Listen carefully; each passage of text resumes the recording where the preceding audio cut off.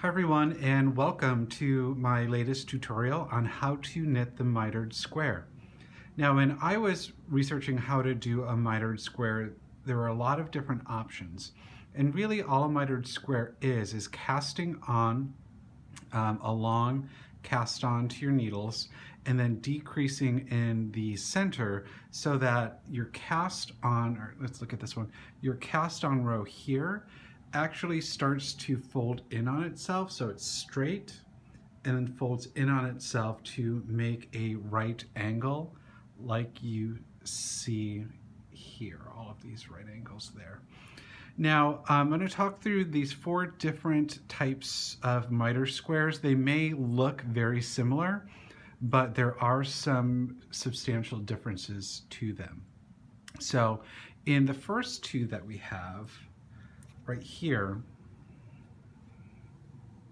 so these 2 were done by knitting on an even number of stitches and then placing a stitch marker in the center and then doing decreases on the 2 stitches before and the 2 stitches after the place marker.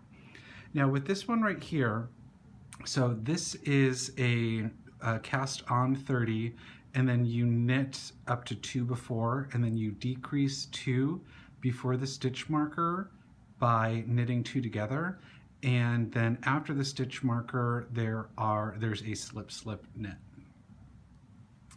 For this one right here, it's very similar, but instead of doing your second decrease as a slip knit, it's just another knit 2 together. And if you look at those side by side, let's look at the decreases side by side. They do look pretty similar. And so what I think really the difference is if you prefer doing a knit 2 together over a slip stitch. I think that the slip stitch one looks a little nicer, but it's not very noticeable, the difference. I think right here you can see there's some indentations that, there we are, that aren't in the slip knit one. Again, this is the 2 knit 2 togethers. This is the knit 2 together and then slip knit. So for the next 2, these are actually knitting on an uneven, or casting on an uneven set of stitches to start, and then you put your place marker in the center. Now the one on the left here, these are actually for the decrease knit 3 together. Knit 3 together can be a little bit tough if you are not very comfortable with that particular type of knitting. But what you could do over here is a slip and then knit another stitch and then bring your 2 slip stitches over. What I like about these is I actually like this ridge that you can see here. It's kind of like the spine of a dinosaur or something, as opposed to this one right here. If you can see the difference, this is a little bit more wide and this has more of a ridge right there.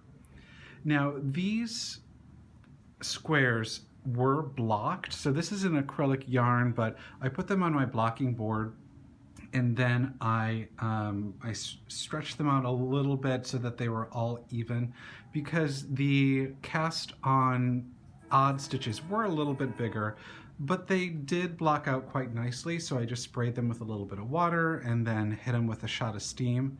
Now this is the original, so if you can see the size there is a bit of a difference, but not too much. So this will block out nicely, and I do recommend that you block your miter squares if you are going to be doing a blanket or something. And then the other thing that I do like about blocking is this corner right here is a little bit square, or it's like it goes this way and there's a angle right there and then it goes up. But when I block it out, it rounded the corner quite nicely, and I think that if you just put a pin there and block it, it'll do the same. All right, so we are going to start by learning how to do the mitered square with a knit two together, and then a slip, slip, knit. All right, so to start our mitered squares, all four of them, we're going to use a longtail cast on. And I'm going to go through the longtail cast on in a little bit more detail, but if you already know how to do a longtail cast on 30 stitches. So for the longtail cast on, this is a little bit different than what is sometimes called the easy cast on, where you have a slip knot and then you use the yarn that is attached to the ball for your actual cast on. So you would knit and then go through, and then it takes up this yarn right here that is attached to the ball. This just kind of hangs out and is waiting for you to weave back in. For the long tail, you actually use both the tail and the ball, even more of the tail than the ball. So you want to make sure that you have enough tail to complete your cast on. Some people recommend that you do about 6 inches or so for bulky yarn, and I don't know if others have this problem. I tend to, when I show you this little trick, I still run out of space. So as opposed to 6 inches, I may give myself 12 or even 14 inches. Now this is just economical acrylic yarn for demonstration purposes, so I'm not too worried about my super nice wool that costs a lot of money. I don't mind if the tail is too long for this. But just see if you run into the same problem, or if you notice that you're doing this trick a little too tightly, because it's a total bummer when you run out of tail and then you have to do it all over again. So the trick is, after you have about 14 inches of tail, just start wrapping it around your needle the amount of stitches that you want. So for this, we're going to be doing 30. So I have 4, 5, 6, 7, 8, 9. And I notice too that I start to get a little tighter when I don't have as much slack. Even though this is in a bowl, I'll pull it out a little more so it's a little loose. So what was I at? 1, 2, 3, 4, 5, 6, 7, 8, 9. 10, 11, 12, 13, 14, 15, 16, 17, 18, 19, 20, 21, 22, 23, 24, 25, 26, 27, 28, 29, and 30. So I'm going to pinch that and pull my needle out. There we go. And just to be safe, I'm going to give myself an extra 5 inches or so. So to start, you make a slip knot. It's important that you pay attention to the yarn that is the tail down here, and then what is attached to the ball. So you want to bring the tail end over. So this is, down here is the attached to the ball, up here is the tail. So bring it from bottom left to upper right, behind your pointer finger to bottom right, up to top left where you have an X. So on my index finger now, I pull that loop away a little bit and then carry through the yarn that is attached to the tail. Now you know you've done this slip knot correctly when you pull on the right side, the right-hand side of it, and the tail moves or slips. And if you pull on the left-hand side, all that happens is the knot gets tighter. Okay.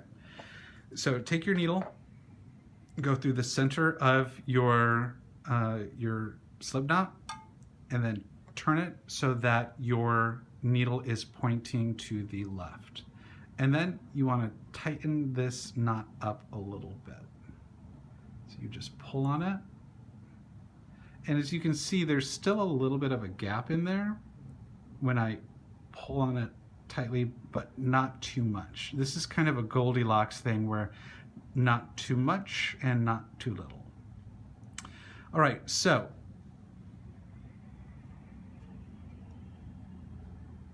what we want to do is create a V with our yarns. Now the bottom yarn, as you can see, is attached to the ball, and then the top yarn is our tail. So we have a V here on our right hand side, and with your left hand, take your pointer finger and thumb and go underneath those two. So there's our V and we're under them. And then flip your hand or your palm to the sky. And you have a little M here. So one way that I like to teach this is if you number the strands of yarn, 1, 2, 3, and 4, that helps when describing it. So what you want to do is go under 1, and then you want to go over 3, and then pull it through the loop that you made with strands 1 and 2. Now, to tighten this up, you don't want to pull on one or the other. You actually want to give the same amount of tension at the same time to the cast on. Again, there's a little bit of a gap there, but not too much. So again, we have our V. We put our pointer and our thumb underneath that V. Flip your palm to the sky. Go under 1, go over 3, and then pull it through the loop that you made with 1 and 2. And then as you get going, you can get pretty fast at this cast on. Now the reason that this is a good cast on for the mitered square is because it has more give or more elasticity than the easy knit cast on. I actually did a coaster, a mitered square coaster with the easy knit cast on, and instead of being a perfect square, it actually looked a little bit more diamond shaped like that. So these sides were longer than my cast on row, which was down here, because it was tighter and there wasn't as much give. Now it was 100% wool, so I could block most of it out, but that's just something to keep in mind. Where were we? 1, 2, 3, 4, 5, 6, 7, 8, 9, 10, 11, 12, 13, 14, and 15. All right. So place your stitch marker in the middle. I'm just doing it after 15 because we're doing a mitered square of 30, and that's our middle. So we're going to cast on another 15, 2, 3, 4, 5, 6, 7, 8, 9, 10, 11, 12, 13, 14, and 15. All right, there we go. So I do have a long tail here, which again, I'm not too disappointed with because I can just chop that off. It's better for me than running out of yarn. So to start with our first row is just knitting across. And this is where it's important to make sure that you do not start knitting with your tail. So my tail's here, what's attached to the ball is here, knit with the ball end of the yarn. So we're going to knit 15.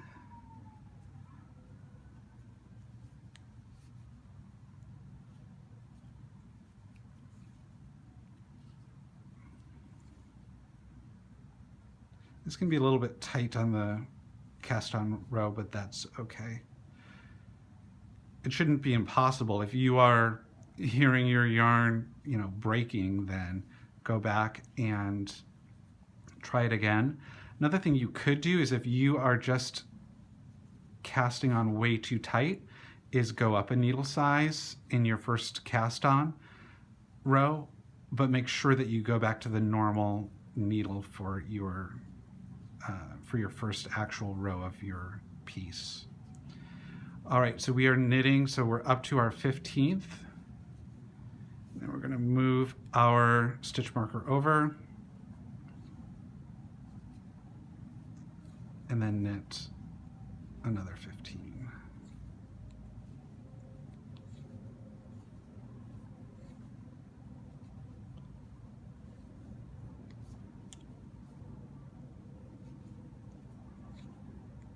Now, if you are doing the Longtail cast on with a garment or something, some people do recommend that as opposed to, and you're doing it in the stockinette, as opposed to knitting your first row, actually purling it, because the Longtail cast on does leave a bump in the front that looks more like a purl. All right. So we're at our 30 stitches. So my tail is on my left, what's attached to the ball is on the right. And we're actually going to add a color here. I think it makes the demo a little bit more clear. And you can see the differentiation. Now, when attaching your yarn, in another video, I did not tie any knots when I did this, and you can do that. Or if you wanted to secure this, you could just tie a knot with your new color, leave a tail, around your first color, and then slide it up your yarn,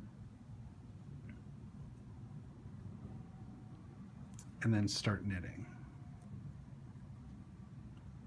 Another reason, other than it looks really cool with the two colors, I like the two colors every other in a mitered square, is I know when I change color, that is when I'm going to be doing my decrease. So that's just an internal thing where I can remember.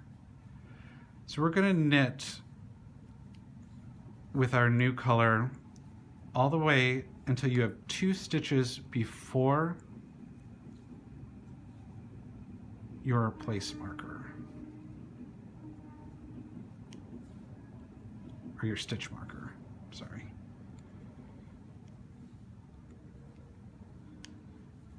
And again, for this mitered square, the stitch marker is actually on the needle and not on the stitch itself.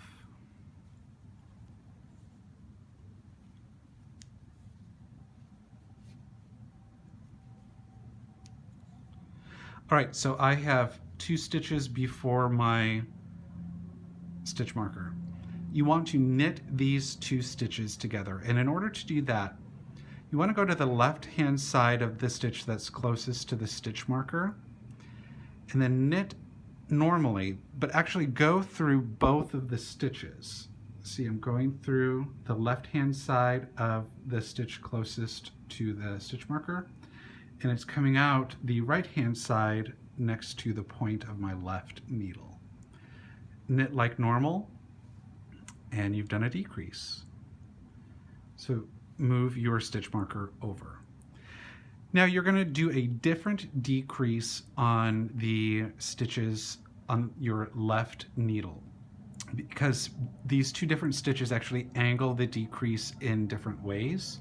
And I'm going to show you a different way in a future mitered square, but for this particular one, while we knit 2 together on the first decrease, for the second decrease, you are going to do a slip-slip knit. In order to do that, you want to put your needle through your stitch just as if you were knitting. But instead of bringing this around, just pull it to the right-hand needle. Do it again. All right. So now with your left-hand needle, go back into the front of those stitches. So again, the front of those stitches, and you want to do a knit through both of them. What this slip-slip knit does is it changes the direction of the stitch on your needle. While this goes from basically from left to right, so this stitch right here, the top is on the left, the bottom is on the right. When we did that slip-slip knit and moved it to the left-hand needle, the bottom is actually on the left and the top is on the right. All right, so these 2 stitches, you just want to go through the backs of both of them. See that? And then knit like normal. So pull that through. And then knit to the end. One of the things I love about the mitered square is you don't really have to count. your stitch markers tell you really everything that you need to know. So we're going to knit to the end.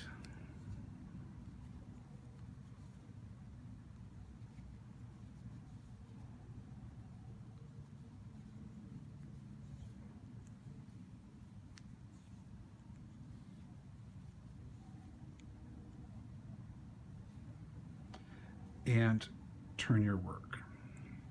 You see I gave a little tug to the tail there because it was a bit loose. All right, now you will get this as you're turning your work if you're not careful. So just figure out which way you need to turn your work so that you don't have a tangled mess.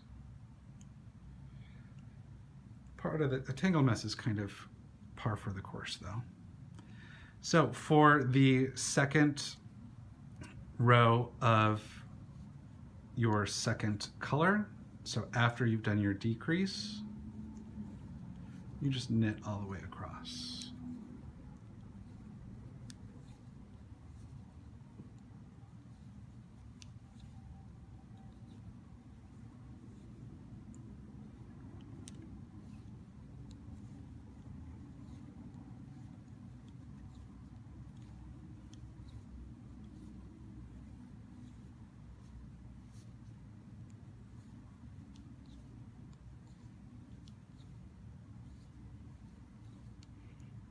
Move your stitch marker. Now, if you were to count your stitches, you should have 28. And maybe if you're doing your first mitered square, every once in a while, count. Now, some people have asked me why sometimes I hold my yarn like this and other times I wrap it around. Really, I don't know. I don't know if it's the humidity or the moisture in my hands. For some reason, I just change up how I hold it based on the tension that I'm getting. And it's not a conscious decision, it just kind of happens.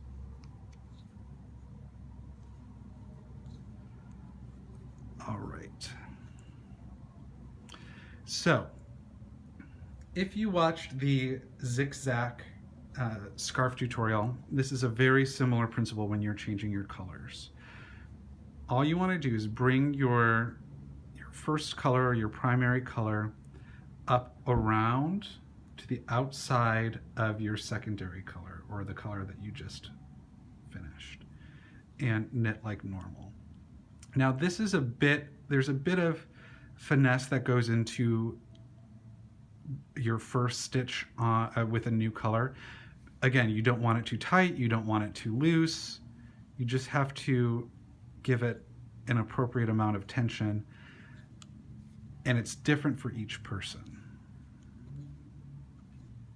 But my recommendation is do not yank the hell out of it. All right, so again, we are going to knit all the way until there's 2 stitches on our left hand needle before the place or the stitch marker. And again, to do a knit 2 together, we're just going to go through the bottom left and out the upper right of these 2 stitches and pull it through. There we go. Move our stitch marker, slip, slip, move it back onto our left needle and knit. We are going to keep going.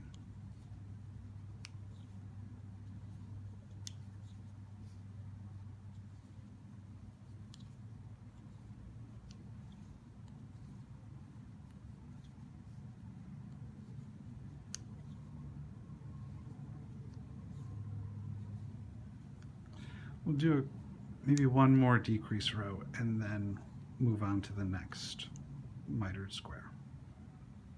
You can see where the corner is starting to take shape right there.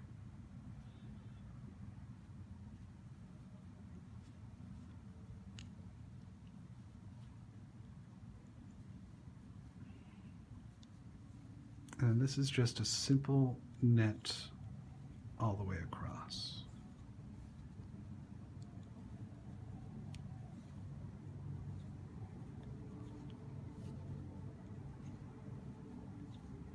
So you started with 30, then you had 28. This should be 26.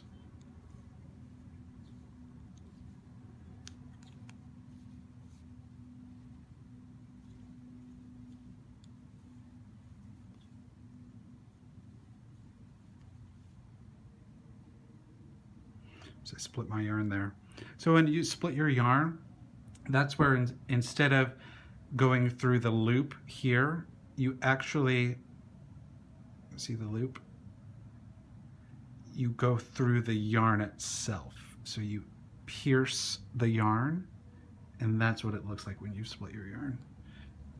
And you don't want to do that, but you can feel it. You can feel that something is off about that stitch. It's too tight, or you can't complete your knit, and that's when you know that you've probably split your yarn.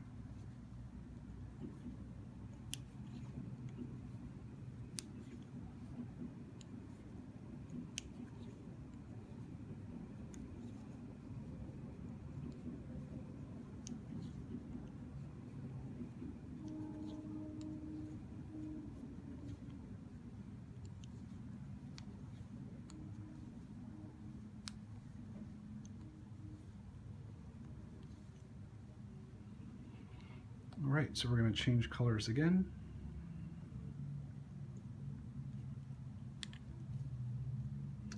So as I move to the green color,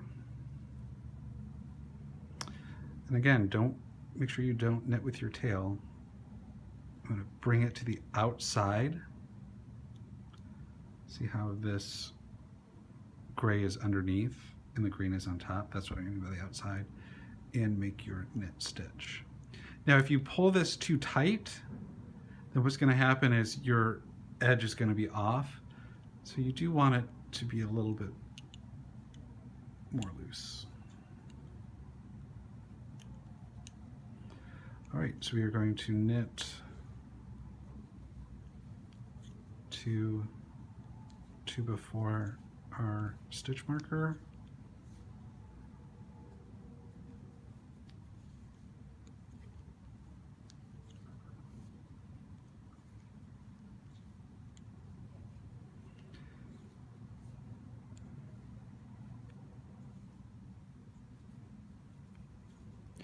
Knit these two together, like so. Pull it through. Move our stitch marker, and then we're going to do our slip, slip, knit.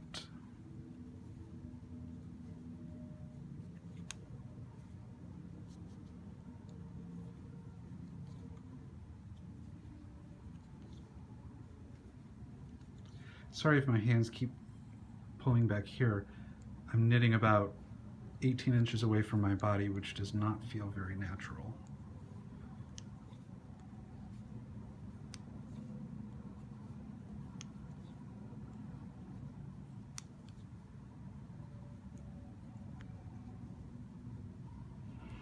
All right, so I will just go back with the green and then keep going until you have 4 stitches left on your needle, and we'll pick up there. All right, so I have done a decrease in order to have 4 stitches left on my needle. And then I'm going to turn it around and just knit like normal.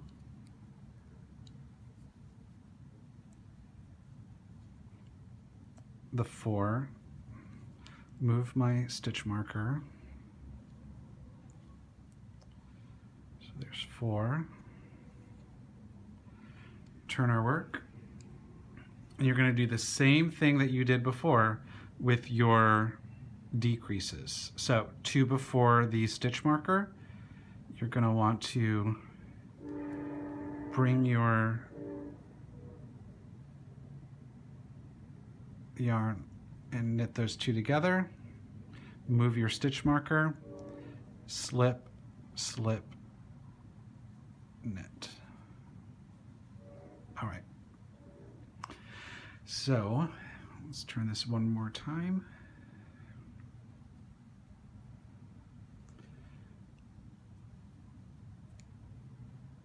We're going to knit these. until you have 2 stitches remaining. And because my stitch marker is unclippable, I can pull that out. Otherwise, if it were solid, you would want to have pulled it out on the last row. For this, it's important that you do bring your other color and do a final knit 2 together.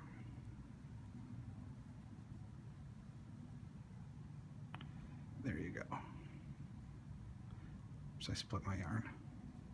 Knit 2 together. Okay. So what I would recommend you do now is cut this yarn while that 1 stitch is on there. Cut your yarn and then actually pull it through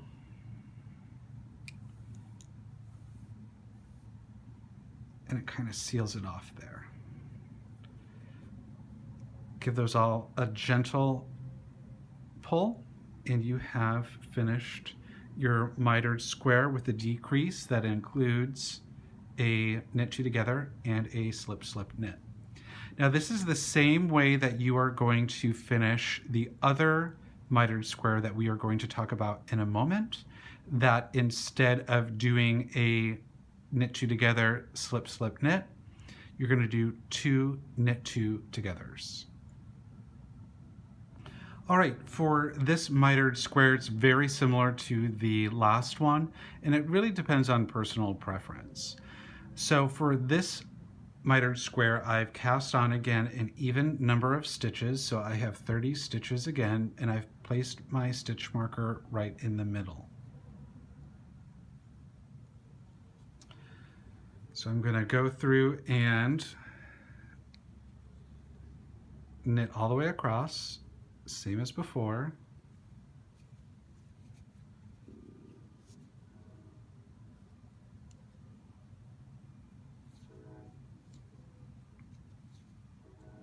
And this could be if you're struggling with the slip slip knit, or you just don't like doing them, you could do this 2 knit 2 together.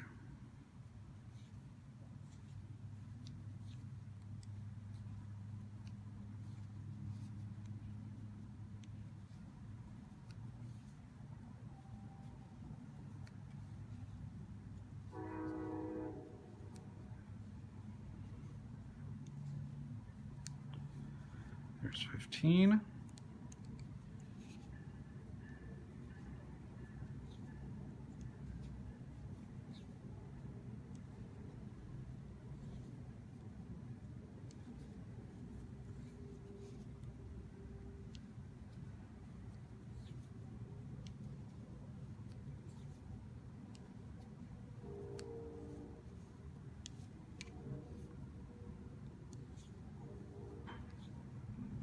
For those wondering about the train noises, the train is literally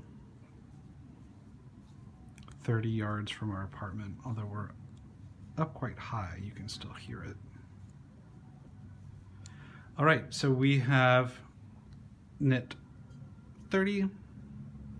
We are going to attach our second color of yarn.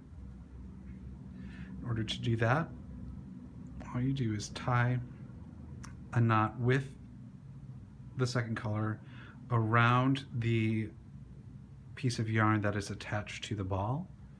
Give a little tug there. And then slide that knot up close to where you're going to be knitting. And once again, make sure that you do not start knitting with your tail. Knit with the part that is attached to the ball.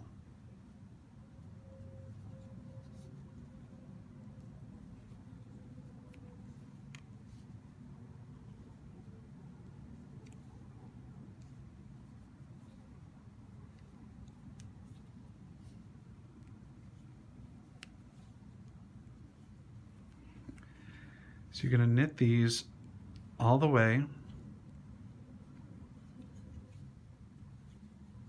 until 2 before your stitch marker.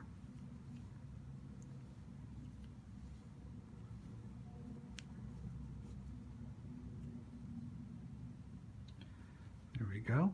And again, to do a knit two together, you want to knit the stitch closest to the stitch marker as you normally would, but instead of just going through one stitch, you want to go through both. See that? So we go from the bottom left of the stitch closest to the stitch marker and out the top right of the stitch closest to the end of your left hand needle. Move your stitch marker. And before, where we would have done a slip slip knit, all you would do again is another knit two together. And then keep on going.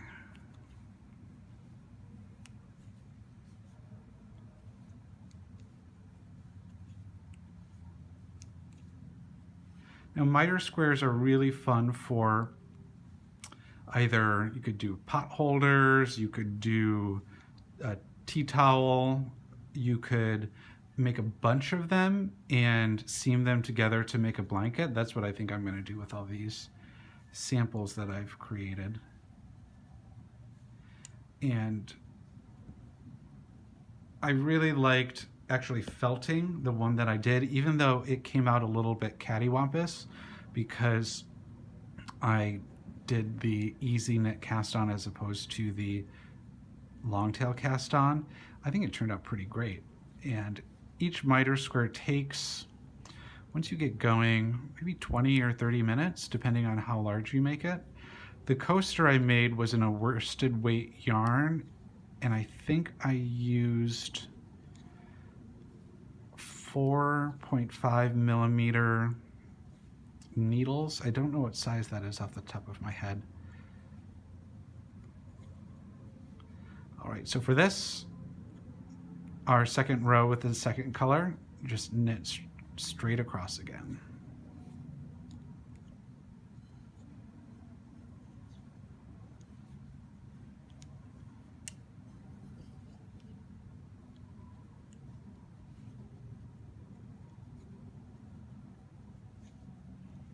And again, these are the I think that's how you pronounce it, L-I-K-K-E or L-Y-K-K-E needles.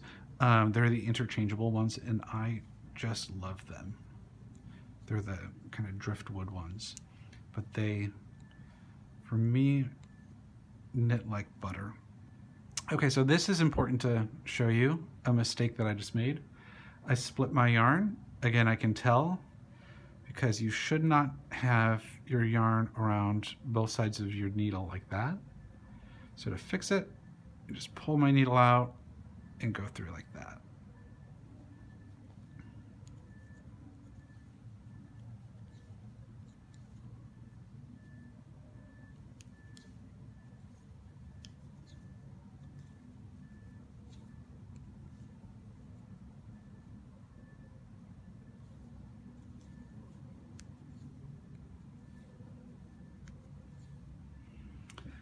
All right, now we're going to change colors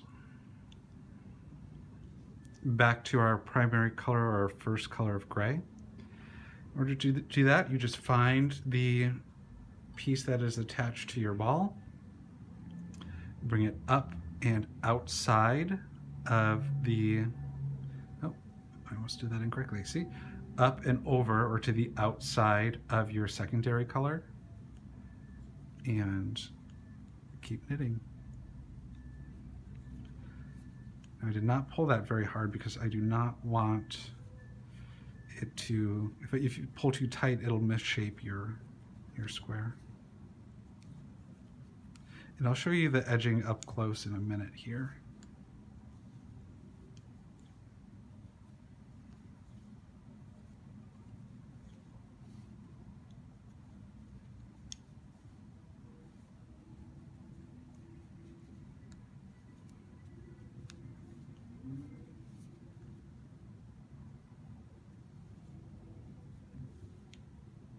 Oops, I made a mistake. So I was not thinking, and instead of knitting the two together before the stitch marker, I just knit two. And it's really easy to undo this. All you would do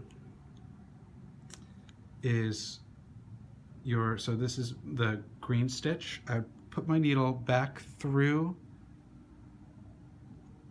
that stitch and then pull the gray one off.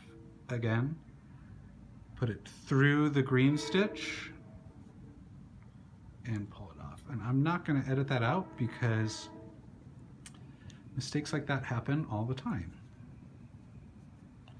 And that's another reason why stitch markers are so helpful. Again, I'm going to knit 2 together. And then keep going.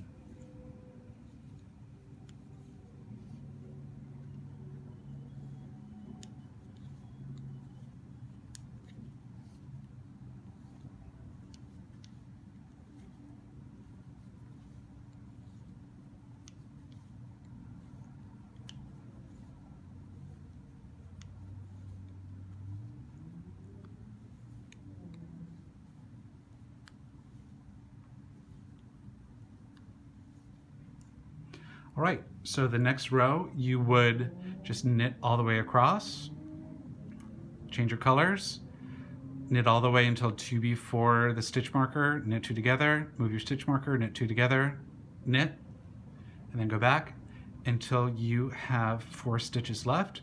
And earlier in this video, I showed you how to end a mitered square with 2 stitches. It's the same exact way.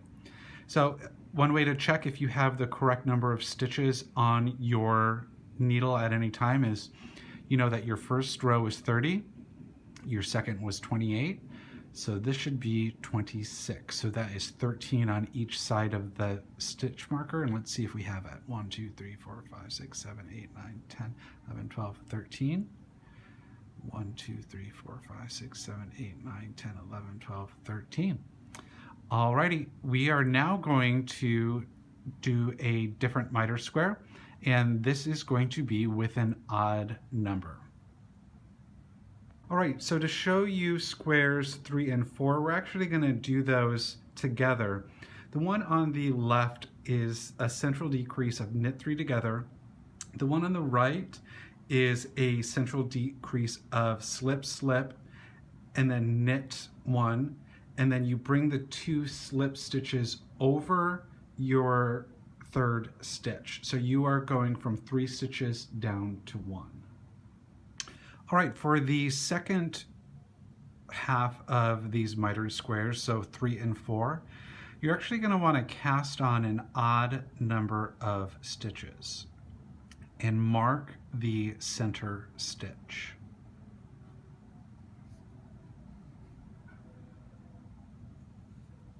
Very similar to the last one, or the last 2. We're just going to knit across. And I did not cast on 30 for this one, quite frankly, because I'm getting a little mitered squared out.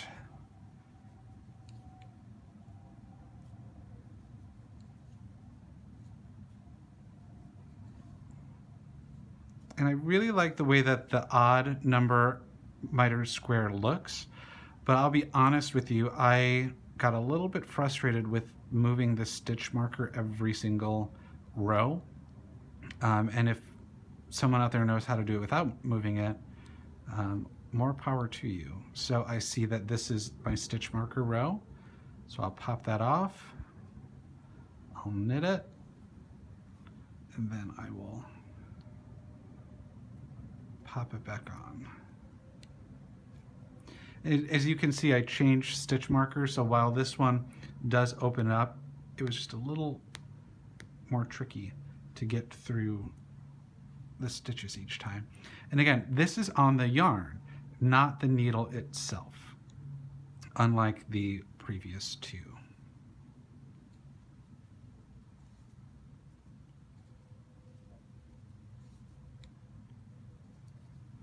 So we're just knitting, knitting, knitting, knitting, knitting, knitting.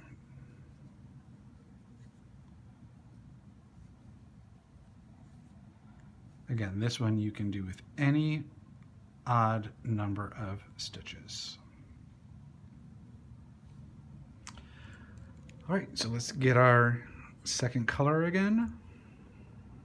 attach it to our primary color, tighten that up, move it towards the needle, and we are going to knit. So with this, we want to stop one stitch before the stitch with the stitch marker. It's a lot of saying stitch. And it kind of rolled itself to the back, so I'm going to move it to the front so that I can make sure I know where it is. And for Mitered Square 3 and 4, I'm going to show them to you together, the two different stitches that you can do. All right, so I am one stitch before my stitch marker, and I pull that off just so that you can see it a little easier, but I know that that is my center stitch. And the two ways to do this either are you can do a knit 3 together, and I particularly liked how it looked going from the back, so knit through the back and then pull it through. Now with 3 stitches, it can be a little tricky to get that yarn through without splitting too much. So I got 2. See, I had to use my fingers to help me out. Now, you won't have to do that every time. It does get easier as you move up the mitered square. And something to keep in mind with this is, as opposed to the first 2 mitered squares that I showed you, this has a nice kind of ridge in the back of it when you go from 3 stitches to 1 stitch. And I like the way that that looks. And a knit 3 together is easy enough to do once your yarn loosens up a bit. You could also knit 3 together this way, like that, and then pull it through. Move my stitches back. Or the other way that you could do this is to slip 2 knitwise, knit 1, and then pull those 2 over your knitted stitch. So again, you're going from 3 to 1. Let me see if I can undo that and do it again without destroying my whole piece. All right, let's try this.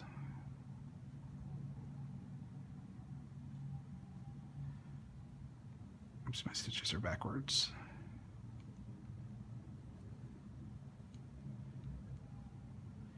Don't pay attention to this part. I'm just fixing it for demonstration purposes. All right. So again, you can knit 3 through the back, knit 3 through the front, or you can slip, slip, knit, pass your 2 slips over your knit. Really, all you want to make sure that you're doing with a mitered square is decreasing 2 on every other row. Now, it's possible, I guess, I haven't done it, where you decrease 1 every row, because you know how we were only decreasing on one side. I guess you could knit 2 together, knit your 2 center stitches together every single row, and I don't see a problem with that. So with mitered square, really it's just about personal preference.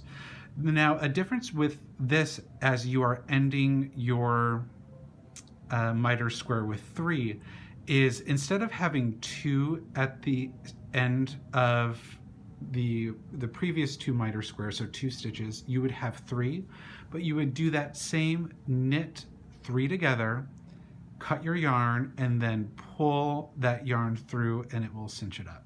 So as I described when casting on, the one on the left was cast on using the easy cast on, and the one on the right was cast on using the Longtail. And they actually look pretty similar. However, this one, even though it hasn't been blocked, it is a bit taller, so it kind of points up this way. I think I can get that out with blocking, but these came out almost perfectly square because the Longtail cast on, or I believe the Longtail cast on was a bit stretchier than the easy knit, and so this didn't quite stretch as much, and there's quite a bit of give in here, so it kind of pulls up into this stingray shape because there's not a lot of give right here. However, I do think that with a little steam I can get it there, but I also like here when I'm going to be joining these together, I like this cast on row here because I'm actually going to be seaming those together. And for me, it's just a little more clear of how I'm going to be seaming those together as opposed to this one. Really, I think it's about personal preference, but if you do want as much of a perfect square as you can get, I recommend the Longtail cast on. Thanks for watching, everyone. I hope that you enjoyed the video. Be sure and find me on Instagram and Facebook. Happy knitting!